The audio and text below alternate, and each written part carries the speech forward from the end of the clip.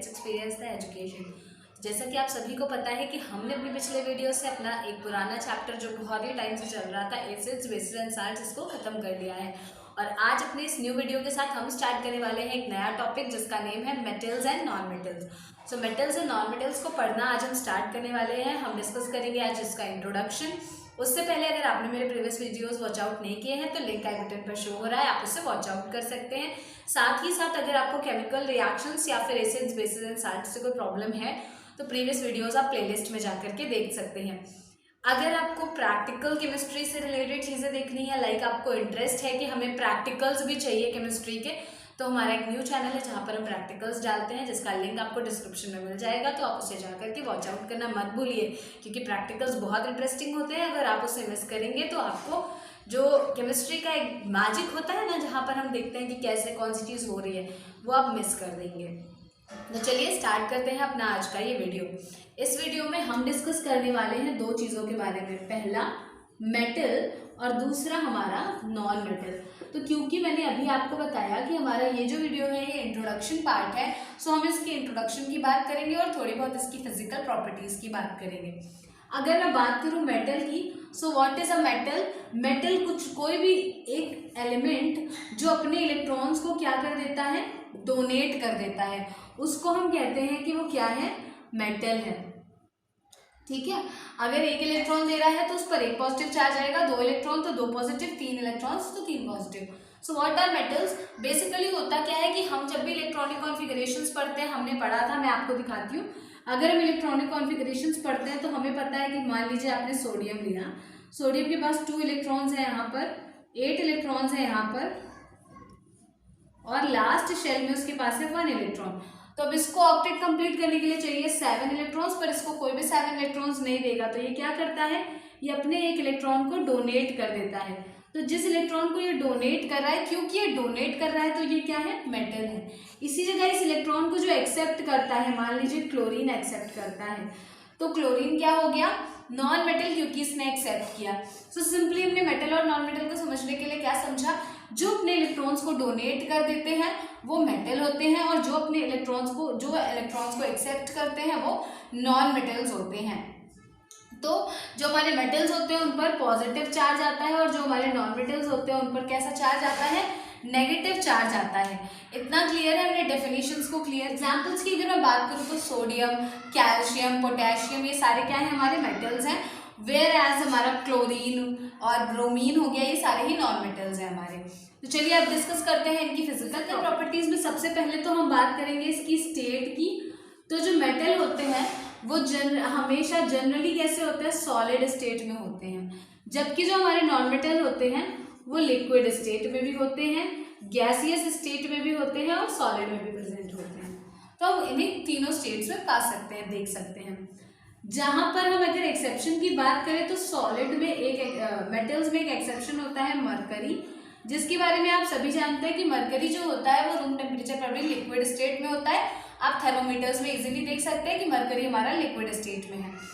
अगर non metals की बात करूँ तो लिक्विड और गैसियस स्टेट में कौन पाया जाता है, आयोडीन की अगर हम बात करें, ब्रोमीन की बात करें, और सॉलिड में हम किसकी बात कर सकते हैं, मानिए कार्बन को ले लो। कार्बन हमें सॉलिड स्टेट में मिलता है, वेयर एज ब्रोमीन जो होता है वो लिक्विड स्टेट में मिलता है। ब्रोमीन वाटर हमने देखा है केमिस्ट्री में यूज होता है। आयोडीन हमेशा गैसियस फॉर्म में ही मिलता है। तो इस तरह से हमें नॉन मेटल्स तीनों स्टेट्स में मिलते हैं।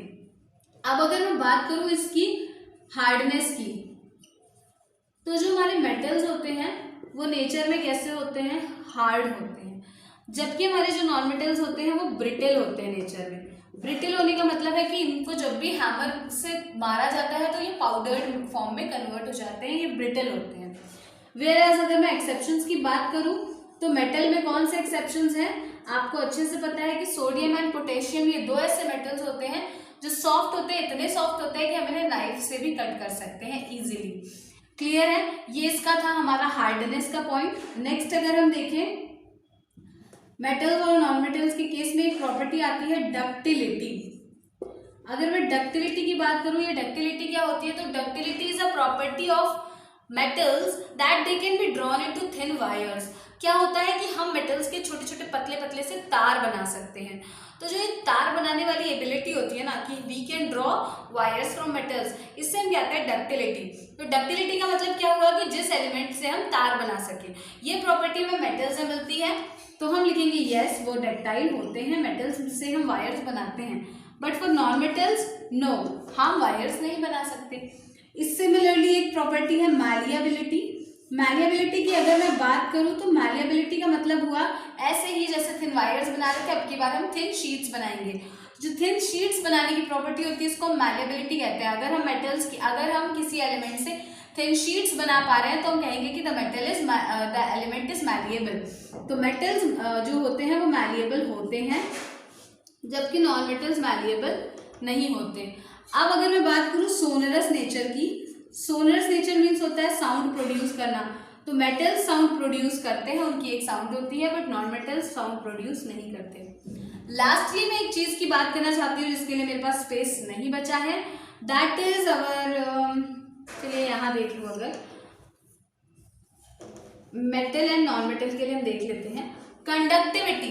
तो कंडक्टिविटी का मतलब होता है हीट के good conductors. So metal are good conductors whereas non-metals are bad conductors।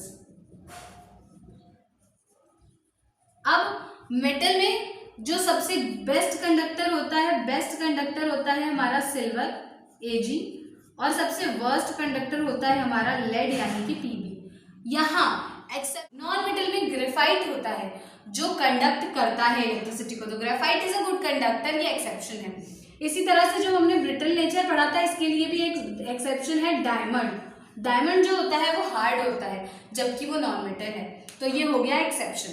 तो ये थी कुछ फिजिकल प्रॉपर्टीज जिन्हें हमने पढ़ा है मेटल्स और नॉन मेटल्स के रेस्पेक्ट में आज के लिए। तो हमने यहाँ पर कवर किया है introduction of metals and non metals as well as the physical properties of metals and. पढ़ेंगे कि जो कुछ भी हमने पढ़ा है उसे हम किस तरह से लिखते हैं। So here we have discussed about the metals and non metals. अगर मैं मेटल्स की बात करूँ तो मेटल वो सब्सटेंसेस होते हैं जो डोनेट करते हैं अपने वैलेंस सेल के इलेक्ट्रॉन को to complete their octet. So metals are the substances that donate their valence shell electrons to complete their octet. So metals have positive charge. Examples: sodium, potassium, calcium, etc. If we talk about physical properties of metal, so physical state of metal is metals are generally solid in nature. ये solid होते हैं, shiny होते हैं, but यहाँ पर एक exception है जो है मरकरी। मरकरी लिक्विड स्टेट में होता है रूम टेम्परेचर पर। हार्डनेस की अगर हम बात करें तो metals are generally hard in nature, they are hard. The hardness varies from metal to metal. Metal पर डिपेंड करता है कौन सा मेटल हमने लिया है और वो कितना हार्ड होता है। But here also we have two exceptions, यहाँ पर भी दो एक्सेप्शंस है, सोडियम एंड पोटेशियम, जो कि सॉफ्ट होते हैं नेचर में और इनको हम नाइफ की मदद से इजीली कट कर सकते हैं। अगर हम बात करें हमारी नेक्स्ट प्रॉपर्टी की जो है मैलिएबिलिटी, तो मैलिएबिलिटी एक्चुअली होता क्या है? The malleability is the ability of metals that they can be drawn into thin sheets.